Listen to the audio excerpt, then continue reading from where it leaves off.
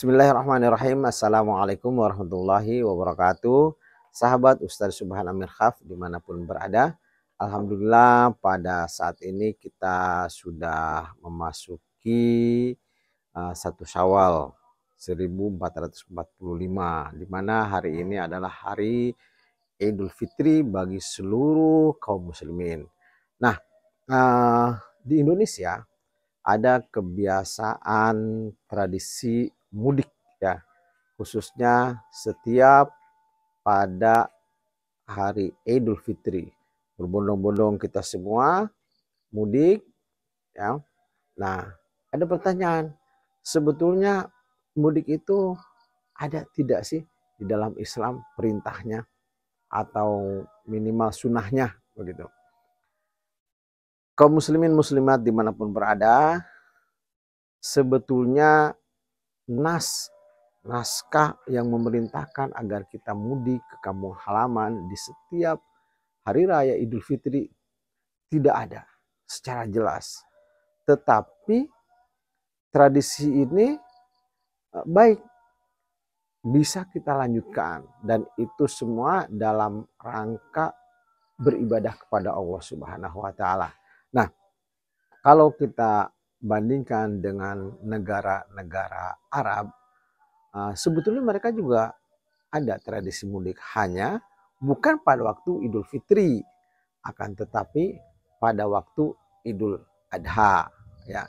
Jadi di mereka juga sebuah tradisi, tidak ada naskah atau perintahnya yang menganjurkan atau mengatakan sunnah atau mustahab bahwa kaum muslimin pada hari Idul Adha sebaiknya mudik.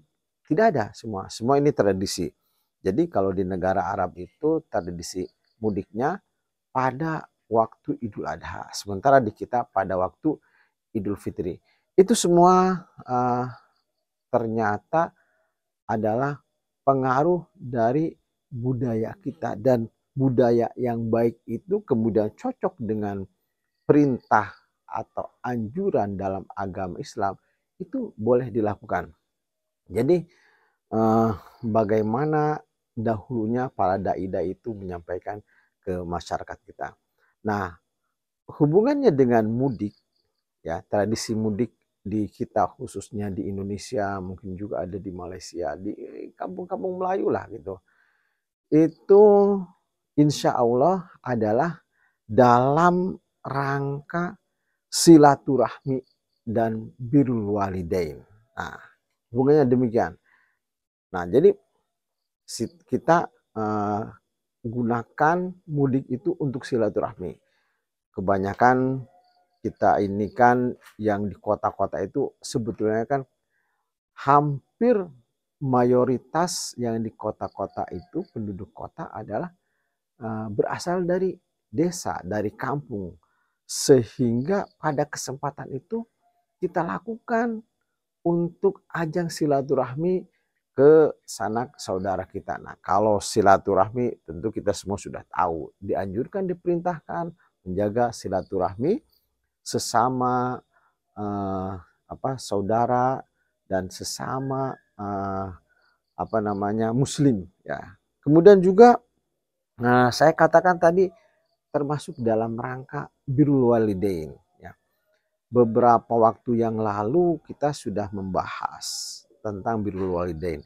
Birrul walidain itu terkadang kita hanya berpikir berhenti sampai dengan kedua orang tua kita itu wafat. Setelah itu sudah selesai. Kita tidak ada kewajiban untuk birrul walidain. Nah, ini mungkin sedikit yang harus kita luruskan. Bahwasanya birrul walidain itu berlanjut sampai kita sendiri meninggal dunia. Sebagaimana sholat. Nah, kalau kedua orang tua kita itu masih ada, kita bisa paham lah, kita datangi orang tua kita, kita santuni, kita bahagiakan kedua orang tua kita dan lain sebagainya. Tetapi bagaimana bagi orang yang sudah ditinggal oleh kedua orang tuanya? Caranya birrul walidain itu bagaimana? Nah, salah satunya adalah mendoakan ya, mendoakan, kemudian selalu di setiap saat ya. Sebagaimana yang pernah kita bahas bahwasanya salah satu doa yang diterima oleh Allah Subhanahu wa taala adalah doa waladun sholihun yad'ulah. Nah, ini termasuk birrul walidain. Nah, kemudian apa kaitannya kita silaturahmi, pulang kampung, mudik dan birrul walidain? Yaitu bagi ya kita yang masih hidup, orang tua kita masih ada, kita pertama ya silaturahmi kepada kedua orang tua kita bahagiakan orang tua kita ya. Terlebih kalau orang tua kita itu sudah lanjut usia dan kita sudah punya keturunan, artinya kedua orang tua kita itu sudah, dia akan lebih bahagia ketika didatangi oleh cucunya. Didatangi oleh kita mungkin sebagai anaknya sudah biasa. Tetapi ternyata kasih sayang dan cinta seorang nenek atau kakek kepada cucunya itu melebihi cinta dan kasih sayang orang tua pada anaknya. Maka ketika waktunya kita mudik, di tradisi mudik ini kita bawa anak-anak kita, di mana anak-anak itu adalah merupakan cucu dari orang tua kita, maka dia akan merasa bahagia sekali, akan merasa gembira sekali. Nah, itu salah satu dari birrul walidain. Nah, di samping ya kita mungkin nanti yang ada kelapangan rezeki, kita membawa rezeki ala kadarnya, sekemampuan kita. Nah, sekarang apa kaitannya dengan yang orang tua kita sudah tidak ada? Nah, ini kita lihat ada tradisi ziarah kubur. Nah, ya, ziarah kubur. Nanti ada yang bilang musyrik dan lain sebagainya. Tapi ya sebetulnya ziarah kubur itu tidak ada juga perintah khusus. Misalkan kunjungilah kuburan sanak saudara kalian di setiap Ramadan, di setiap Idul Fitri dan sebagainya. Tidak ada. Yang ada adalah perintah ziarah. Kenapa? Fa innaha tudhkirul maut.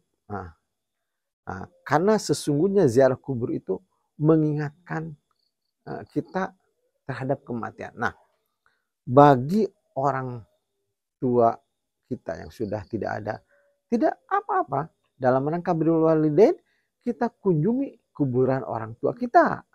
Nah, di sana ada juga perintah iqra'u mautakum yasin. Bacalah orang yang telah meninggal itu dengan bacakanlah surat Yasin. Nah, ini kaitannya tadi dengan hadis yang mengatakan waladun sholihun yad'ulah. Ini saling berkaitan. Jadi anak yang soleh kan datang ke kuburan orang tuanya membacakan Yasin. Nah, ada satu kekeliruan kita terkadang karena mungkin kita berhasil mencari dunia dan lain sebagainya, kita ke kuburan kemudian memerintah atau minta tolong kepada seorang ustadz atau apalah kiai di kampung itu untuk membacakan Yasin. Nah, ini yang kurang tepat. Yang tepat adalah waladun sholihun yad'ulah. Anak yang soleh mendoakan orang tuanya. Nah, termasuk iqra'u mautakum Yasin. Bacalah surat Yasin terhadap orang-orang yang meninggalkan. Alangkah baiknya kalau yang membaca surat Yasin itu adalah anaknya sendiri. Nah, memang kita akan lebih mantap ketika mengunjungi atau ziarah kubur dan membacakan Yasin di kuburan orang tua kita sendiri. Tapi ingat bahwa kita membacakan Yasin, bukan kita kemudian meminta meminta berkah dan lain sebagainya. Tidak, tapi ini kaitannya dalam rangka birrul walidain ya. Ya memang Ustaz, apakah tidak cukup mendoakan setiap sholat. Ya, setiap sholat juga kita doakan. Alangkah baiknya setiap sholat yang ketinggalan kita baca dulu istighfar, astagfirullahaladzim, astagfirullahaladzim, gitu kan. Kemudian setelah itu Rabbik firli wali walidayya warhamhuma kama rabbayani shaghira, ya. Itu dimanapun. Tetapi ini kaitannya dengan tradisi mudik ini. Sekalian mudik, kita tadi mengunjungi orang tua, kalau masih ada, kalau yang tidak ada ya kita ziarah kubur sekalian sambil mengingat mati, dan juga kita mendoakan kepada orang tua kita. Itu kaitannya dalam rangka birrul walidain. Sehingga dengan demikian kalau kita ikhlas mendoakannya dan kita mendoakan sendiri tidak dipulihkan, semoga Allah memberikan berkah kepada kita. Allah yang memberikan, bukan orang yang meninggal, ya. Nah, kemudian juga tradisi mudik ini bisa kita gunakan untuk menyempurnakan puasa kita. Kenapa untuk menyempurnakan puasa kita? Suatu ketika Rasulullah SAW setelah melaksanakan sholat Id, ya, Rasulullah SAW membaca amin, amin, amin 3 kali. Nah, kemudian para sahabat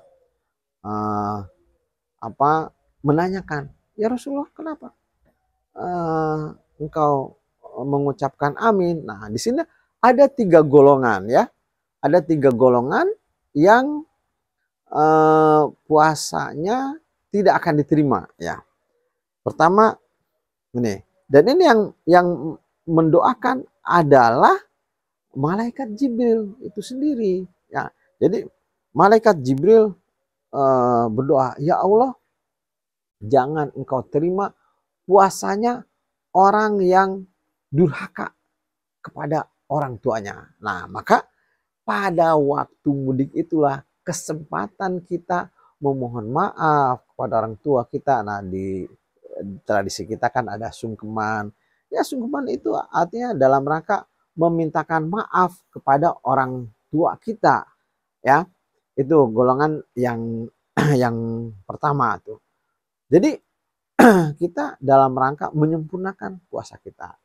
Nah, kemudian ketika malaikat Jibril mengatakan, ya Allah, jangan engkau terima orang yang terima puasanya orang yang durhaka kepada orang tua. Malaikat Jibril mengatakan amin. Golongan yang kedua adalah orang orang yang durhaka kepada suaminya. Nah, malaikat Jibril juga berdoa, ya Allah, jangan engkau terima, ya, puasanya para wanita yang durhaka kepada suaminya.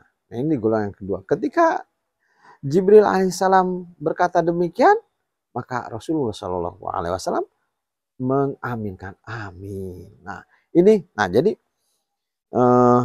balik lagi pada kesempatan mudik itulah, ya, digunakan untuk saling memaafkan. Ya, mungkin yang suaminya merantau ke kampung lain, ke kota lain, kemudian datang. Kesempatan itulah para istri-istrinya yang selama ini ditinggal, mungkin gerutu dan lain sebagainya, atau membuat kesal suaminya, meminta maaf. Maka dengan demikian kita harapkan puasanya diterima oleh Allah Subhanahu wa Ta'ala. Yang ketiga, golongan yang ketiga adalah, nah ini yang sangat berat. Kalau tadi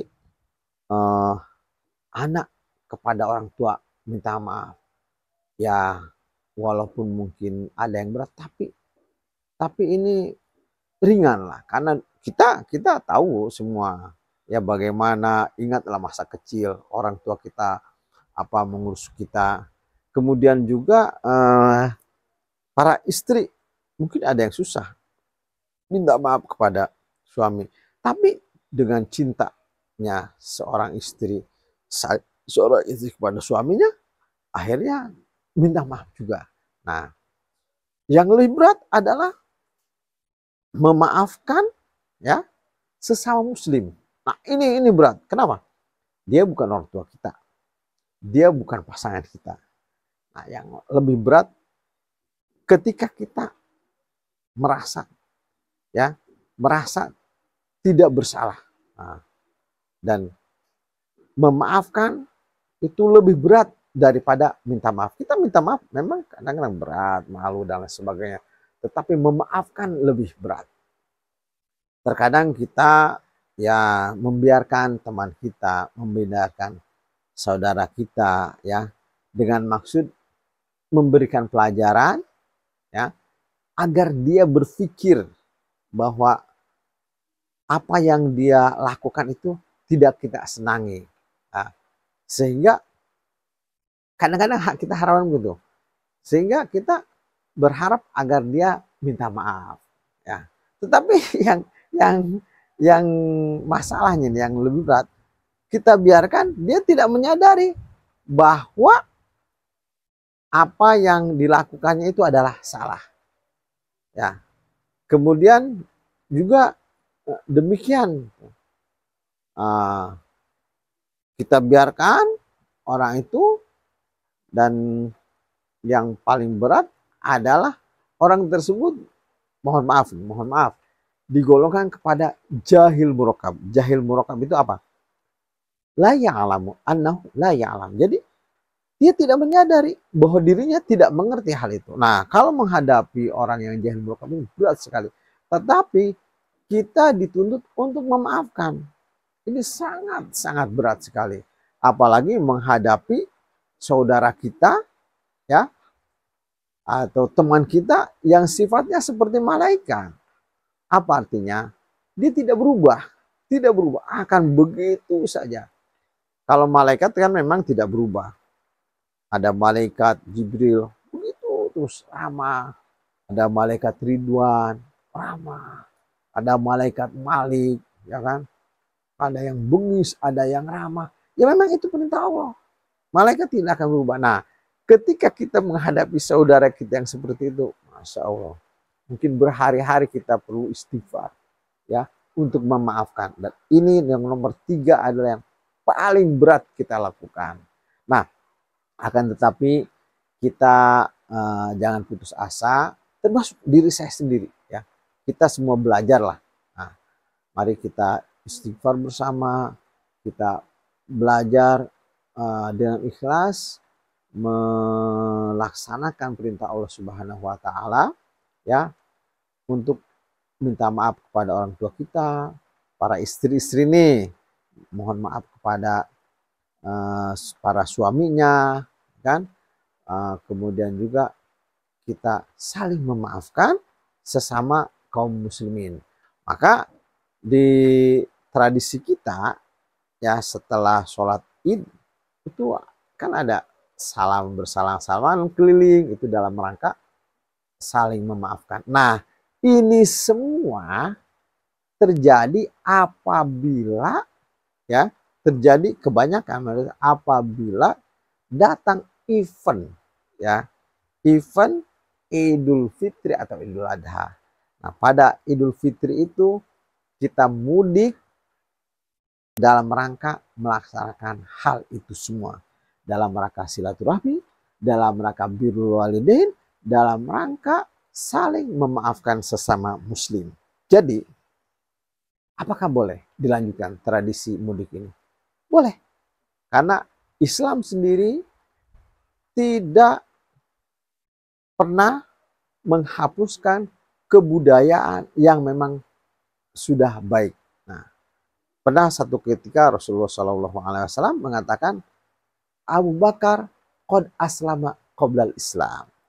Bahwa Abu Bakar telah melakukan ajaran Islam sebelum datangnya Islam. Artinya apa? Memang lemah lembut, pemaaf, dan lain sebagainya. Dan sifat-sifat itu diperintahkan dalam agama Islam. Artinya kebudayaan, habit, karakter Abu Bakar oleh Islam dipelihara, tidak dihapuskan. Ya termasuk kalau dari segi bahasanya, sholat itu sudah ada kalimat sholat, sudah ada sebelum adanya ajaran Islam.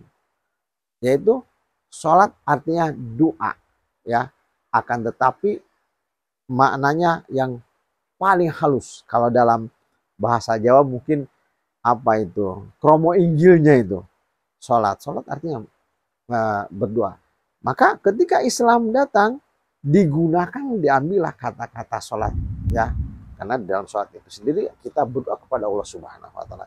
Nah, balik lagi tadi, ya, mari kita budayakan budaya mudik ini dalam rangka tadi itu, ya, silaturahmi, birrul walidain, dan saling memaafkan. Semoga kita semua dengan demikian menjadi hamba Allah yang puasanya di bulan Ramadan diterima oleh Allah Subhanahu wa Ta'ala, sehingga pada hari ini, pada Idul Fitri, kita kembali dalam keadaan fitrah, dalam keadaan kondisi semula waktu kita diciptakan dan waktu kita dilahirkan. Ya, demikian dari saya. Semoga kita semakin menghayati, mentadaburi apa yang Allah perintahkan, dan pada akhirnya menjadi ahli surga Jannatul Naim, Jannatul Firdaus. Wabillahi taufiq wal hidayah. Wassalamualaikum warahmatullahi wabarakatuh. Sampai jumpa di seri berikutnya.